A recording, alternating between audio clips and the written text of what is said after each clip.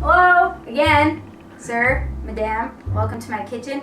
Today, we're going to be talking about equipment because I walk into people's kitchen all the time and I go, why the fuck do you have this? It's pointless. First thing we'll talk about is utensils.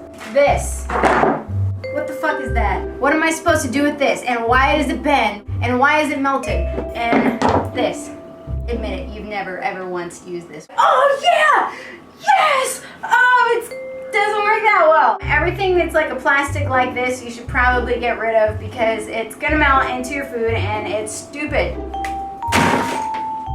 he's such a troublemaker. I like your outfit. 5,000%. So what you should replace all of your crappy plastic instruments with is metal shit. Because not only is it more durable, more awesome, but remarkably enough, it's usually cheaper. Wood spoons are your friend. You get a package of wood spoons for like $1.99 from the Mexican market. You get like 6 of them. They won't scratch your pans, and they won't melt. Does it melt if you throw it in a volcano? Is it burning really fast? Basic kitchen, you know, you want a spatula, and you want a whisk. You may want a ladle, and also spoons. Regular spoon for like, you know, scooping stuff. Wooden spoons, you just go like, hey, I'm making scrambled eggs. Good morning. Hey. Oh, also, tongs. And don't get like bitchy tongs that can't lift anything. Get a manly pair of tongs. Also, one of these things. These are the utensils you should have in your kitchen. Get rid of the plastic, get metal and wood, and this is the only plastic thing you should have. Ta-da! Hey! Hi! Remember that time when you had a piece of equipment that sucked? Raise your hand if you've used this side before.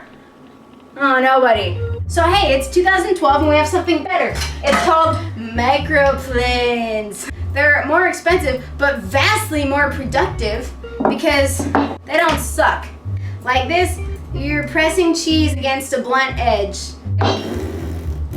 Maybe get the balls of cheese coming off. And these are like tiny little razor blades. This replaces the garlic press. I'm itchy. Okay. Who has a citrus juicer? Nobody. You're trying to squeeze the shit out of it with your bare hands. You could get a lemon reamer. You wanna know what works great? A fork. You take your average lemon, you cut it in half, and instead of trying to squeeze the shit out of it with your hands, you take a fork, take your half, you squeeze it. Well, this is inside it, and you go. You don't need to pay for shit, because I'm assuming you already own forks. Next, I've talked about this in an episode before. I am anal for anal. Just kidding. I am anal about fresh ground pepper. You can put that in that. That's okay. Seriously, guys. Take the effort to get a pepper mill. Pepper mills are awesome. They're the best. Whatever you do, don't go to a real store to get a pepper mill. If you want to get a good pepper mill, it's going to be like 50 bucks. Who would pay money for that? So I went to the thrift store. I got this for $1.99. Yeah. I always hated Firestone. Now it's okay. It's alright. The most important part about cooking is good knives. What you need for any cooking job is one big fucking knife and a little knife and something to keep them sharp. This is all you need to start.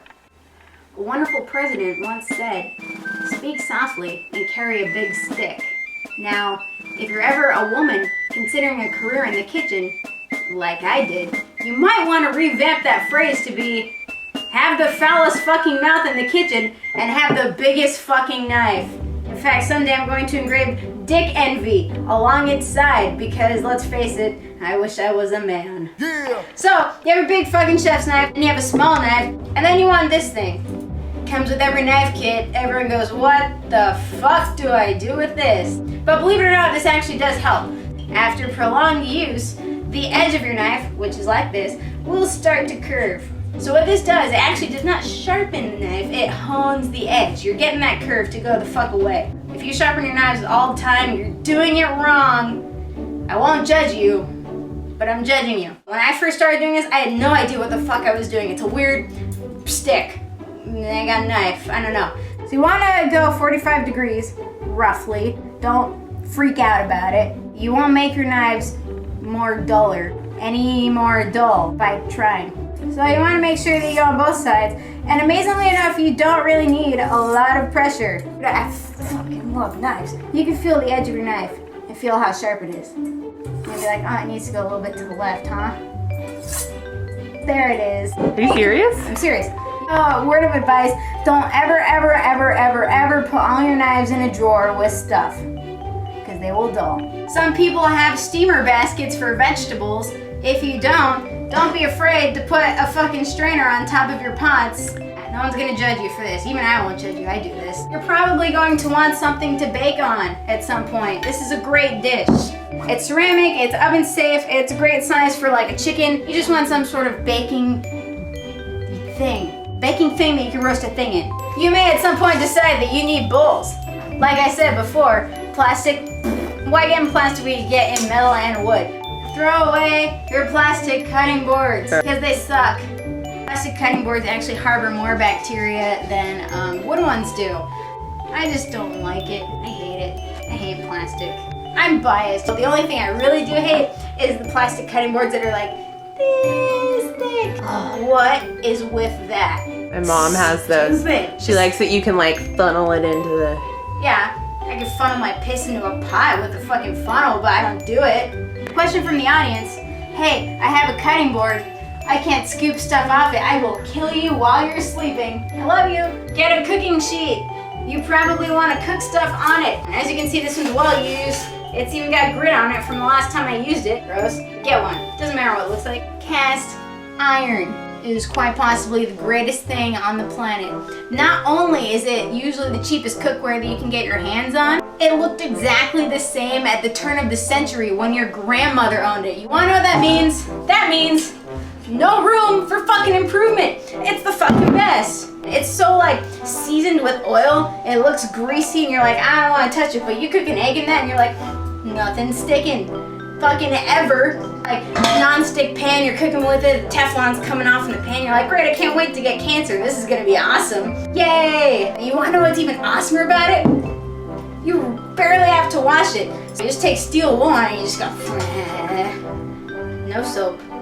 The thrift stores are full of these because people get rid of them because they're like, it doesn't match my green theme I have going in my kitchen. Get cast iron. They'll last you forever. My mom has cast iron pans that she's had from the 70s. So yeah, why would you not want something that lasts for like 40 years? You want to keep buying shit every year?